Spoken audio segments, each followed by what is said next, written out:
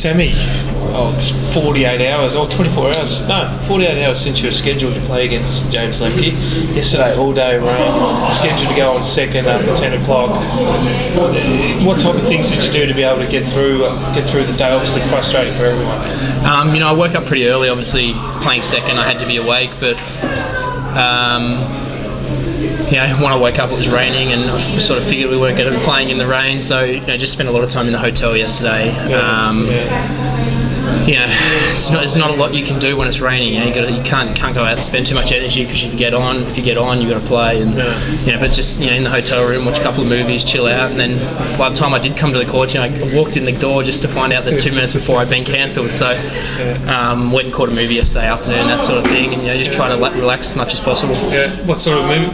What movie did you see yesterday? I went with Johnny Millman and we saw The Descendants. Any good? So it was pretty deep. It's pretty deep. Against James, have you played him that often? I've played him a lot over a number of years. I played him at the end of last year, my first tournament back in Bendigo. And I actually been in there loving too. So coming in today, I took confidence from that, but I also knew that he was going to come out and probably put up a lot of a fight. I guess beating Love and 2 against someone, anybody can be a little embarrassing at times, and I knew that he wouldn't want to put another result up like that today. And tough conditions. Really windy, and stuck with it. Are they conditions that you thrive in, or did you walk through the front gates going, "Oh, Jesus is gonna"? Do you think it suited either of you? He makes a lot of balls. I don't think it hurts him as much as it maybe could hurt me at times. But I thought I handled the conditions well. I thought I served really well, and I made balls when I needed to. I think I hit 18 aces in a day when it's really windy, and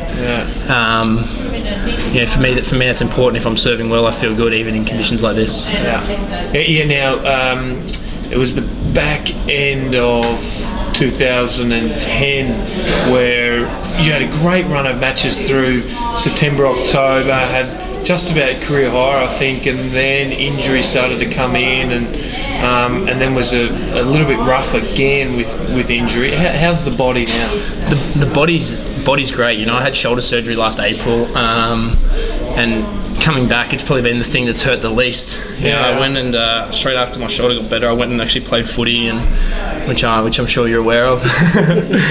But that was probably the best thing I could have done for my shoulder at the time. I went and I sort of put on 15 kilos of muscle, but I went and got really strong. I didn't force myself back into playing and force my shoulder back into serving, which is the issue at the time. And in hindsight, I needed that break mentally after sort of what I was going through at the time. But physically, it's probably the best thing I could have done.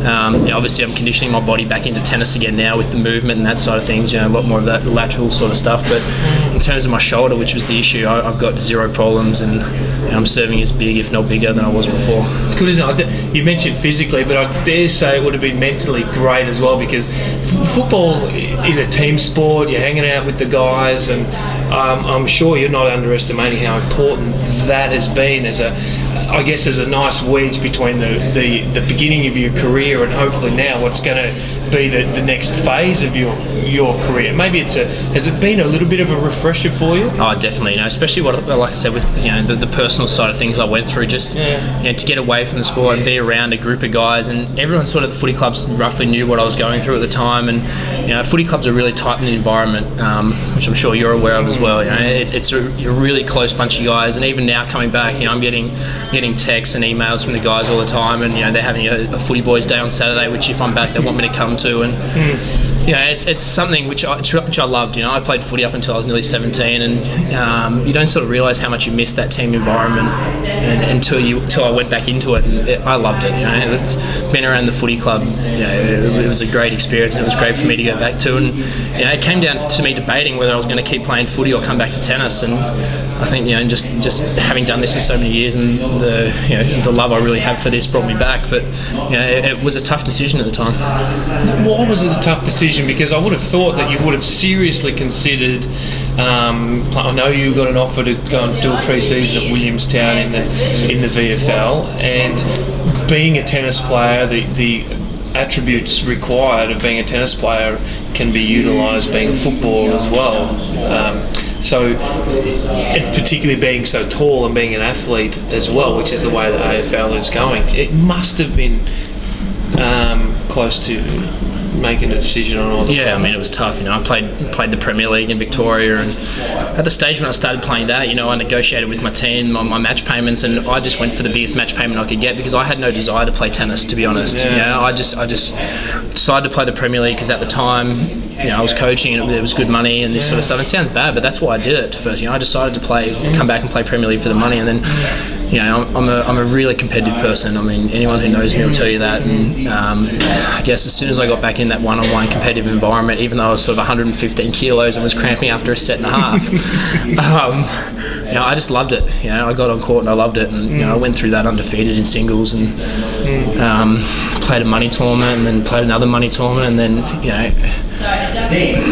the guys I was sort of coaching with and working for started to slowly, you know, ask me the question, you know, are you really done with tennis? Are you really done with tennis? And I guess once I started competing again, you know, the question was pretty obvious to me. And as much as I loved footy at the time and it was great for me, as soon as the question was posed, you know, this is really what I want to do, and I'm actually enjoying it more than I ever have.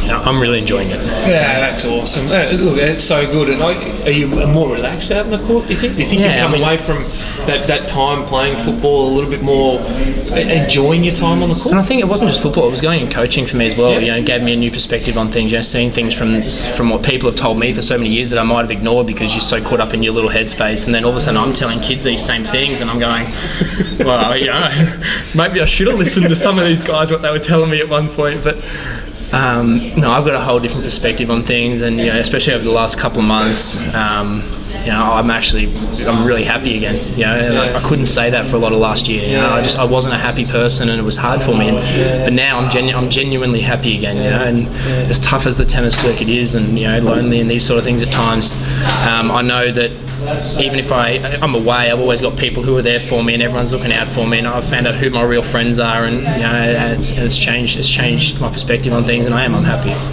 And what are your expectations going into this week? Is it, you know, match at a time? Is it? Yeah, I mean, it's always a match at a time, but to be honest, I feel like when I'm playing my best, no one can beat me. Yeah. You know, I really believe that, and I think, no, I won't say Djokovic and Nadal after watching their final the other day, but you know, up until a certain point, you know, obviously there go those guys, the top guys are miles ahead, but I'd say most guys in the top 100, if I'm on my day, I mean, I don't see too many guys who could beat me, or if they do, they're going to have to play really well. You know, I play Dennis now, and I think Dennis won. Yeah, so I play Dennis now, and you know, it's the first guy I've played like that since I've come back. You know, it's only my fourth tournament, including the playoffs, and Brisbane where I only played one match against Jonesy. But you know, I feel like I'm playing well. It'd be a good little yardstick to see where you're at in. Definitely. You know, and for me, you know, top 100 is always the goal for players, and you know, Dennis is sitting maybe about 60 or 70 at the moment. And like I said, if I come out and I serve well and I back my game, and I don't see any reason why I can't give him a real show. And you know, I actually think I can win a match like this for sure. And you've got quite a considerable amount of ink there since the last time I saw you. Yeah, I've got a little bit going on handles. This is what happens when you're around a footy club a little bit. And so this one I got. This was December 2010. The Lion. So that was my first one, and I had a lot of guys tell me once you get one, it's really addictive. And I was like, I was travelling, and then I came back and I had my shoulder surgery, and I was around the footy club, and I don't know. I just went, nah, I need more. I was like, and so this one, I got my Phoenix done. That was like 13 hours of work. But yeah. Are you going to go sleep, or are you just? No, I'm done there. Yeah, if I need to hide it, I can.